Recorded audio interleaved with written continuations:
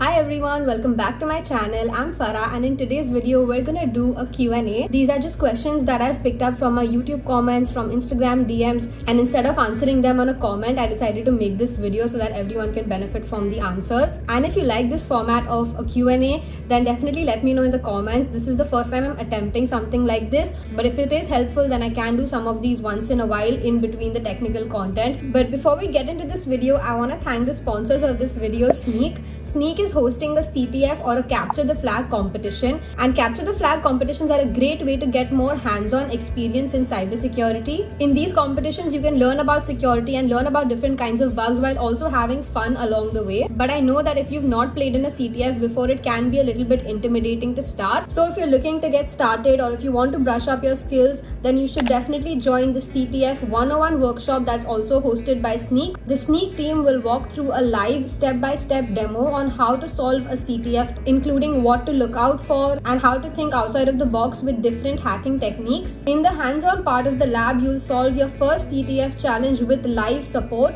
so you can also ask questions as you go along. Join the CTF 101 workshop on May 25th. It's happening at 2 p.m. AEST, which is around 8:30 a.m. Indian Standard Time. It's a completely free virtual event and you can register using the link here. I will also be mentioning this in my description. Now it's time to move on to the first question that we have today, which is CEH V11 worth getting? A lot of people ask me, is CEH worth it?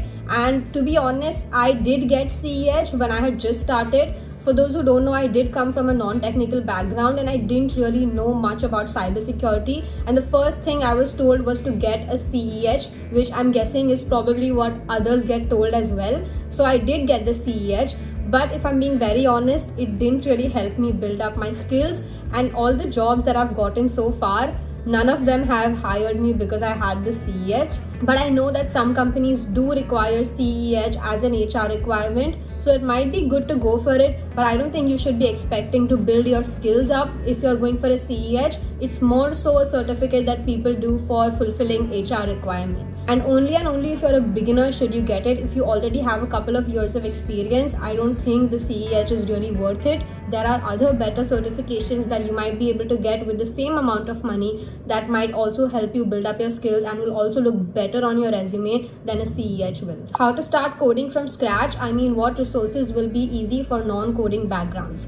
So I came from a non-coding background once again, and the resource that I really liked was Codecademy. They teach you coding in a very gamified way. They have tasks for every learning module and they check it off as you move along, and you end up learning a lot of the basics of any language. I think I learned JavaScript and PHP on Codecademy and it was great. For Python, I did try learning on Codecademy, but it was very limited. I think Python is a much more useful language and Codecademy had very limited knowledge about it. So I used the New Boston's YouTube channel to learn Python, which was also amazing. He teaches you Python assuming that you bring no prior knowledge of coding, which is really amazing. I think anyone from any background can follow those videos along. Definitely follow the tutorials as well, don't just watch the videos. And also then you can move along and build a web app in any of the languages. That will help you get a good understanding of the language and its frameworks. How can I get these jackets, hoodies and all stuff? So basically, how do you get swag? This is a really good question. A lot of people ask me this anytime I post a picture of me wearing swag or me wearing any company t-shirt. So there are a bunch of ways to get them actually.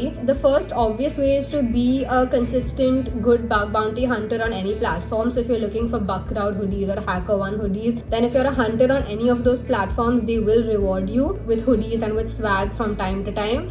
Another way is to participate in events and conferences. Like for example, this hoodie is from B-Sides Vancouver, and I got this when I had done a recon workshop for B-Sides Vancouver. This was back in 2020 and they gave me this hoodie and a bunch of other swag as a thank you. Whether it's a local conference or a free virtual event, it's definitely a good idea to participate in conferences for the knowledge and you get swag as well. Another way to get swag is also by looking out for giveaways on Twitter. I think Bugcrowd and Integrity do a lot of giveaways for swag on their Twitter. So if you solve a certain challenge, then they will give you some swag. And some companies also give you swag in exchange for reporting bugs to them. So instead of giving you like a cash bounty, they will give you company swag. For example, hold on, let me get this bottle I have. For example, I have this bottle that I got from Hotstar for reporting a bug to them. Next question is cybersecurity in India or abroad?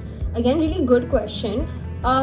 I think the cybersecurity scene in India is not very mature yet, and I'll tell you why. I think we have a lot of good talent, so we definitely have really good engineers and really good cybersecurity professionals, good bug bounty hunters as well. But when it comes to companies and organizations, I feel like they don't really take cybersecurity very seriously. And even people, they're not really aware of cybersecurity being a career option. And because of all of these things, I feel like you can easily saturate yourself in India. You can easily saturate your learning capacity when you're in India. I feel like abroad there are better networking opportunities in these bigger conferences. In India, that can be a little bit limited. Obviously, this is subjective, and if you're doing well in India, then there's no reason to go abroad. But again, this is just my opinion, and since I've been asked this question, I'm gonna answer it. Next question: can I become a cybersecurity professional in Varanasi, India? I don't want to leave my city, so are there good jobs?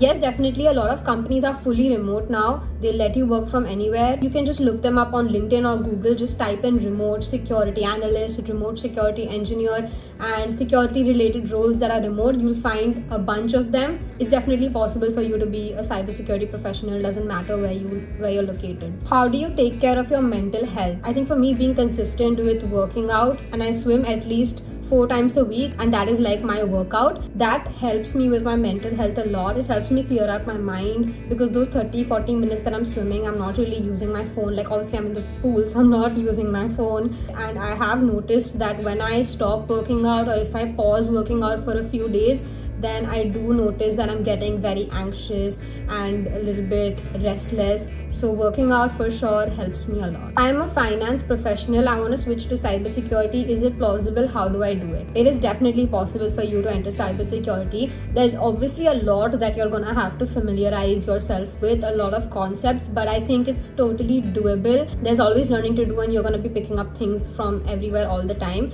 A few things that I would recommend you to get started with is to build a basic web app. You can use a YouTube tutorial to get started with that. Something that helped me a lot when I was starting was reading the Mozilla Web MDN docs. I think that's what it's called. They have the basics of the basics explained in such easy words and such easy language. I'll link it down for you so you can check it out. But basically it has everything related to web and also some aspects of security. But in general, before you go into the security part of it, it's good to get yourself familiarized with the web concepts and building the web application and reading about basic web things. I think another great thing to get yourself familiarized with is using a terminal. So get a Linux VM and just experiment with downloading some tools from GitHub. You're going to be facing a lot of issues when you're setting up these tools, and solving those issues is going to help you learn so much. Okay, please make a YouTube video on how a person from non-technical background like you can get a job. I have made a video on how you can get a job in cybersecurity, and I've mentioned some non-traditional ways that you can go about getting a job, because sometimes just cold applying to a company doesn't really help and you don't even get a response back. I have mentioned some ways that you can stand out in the job market and get a job. I might make an updated version of this video soon, but this one is pretty good, so you should check it out. I'm gonna link it somewhere here. And that's all I have for you in this video. I tried answering questions of a few different areas. But if you like this format, don't forget to let me know in the comments and I'll make more of these. I hope you enjoyed watching this. I hope this was helpful. And I do a lot of these Q&As very casually on my Instagram as well. I do it much more often on Instagram. So if you're not following me, then definitely make sure you do that. And yeah, I'll see you in the next video. Bye.